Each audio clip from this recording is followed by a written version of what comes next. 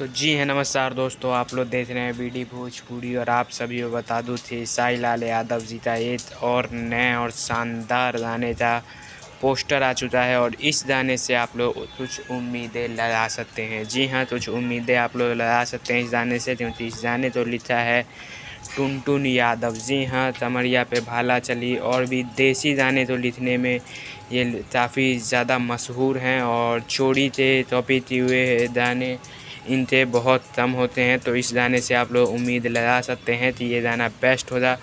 Music की बात करें तो म्यूज़िक तो आर्या शर्मा का है, तो म्यूज़िक से उतनी उम्मीदें नहीं हैं, लेकिन दुलरी से फूल गाने का नाम है। वीडियो में थे साहिलाल के साथ में नीलम दीदी है और बहुत जल्द आप सभी को ग्लोबल म्यूजिक जंक्शन से यूट्यूब चैनल पर ये गाना देखने को मिलने वाला है।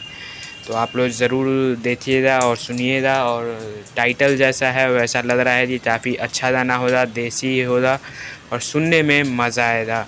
तो देखते हैं गाना आने के बाद कैसा होता है। आप लोग तो पोस्टर का चला जब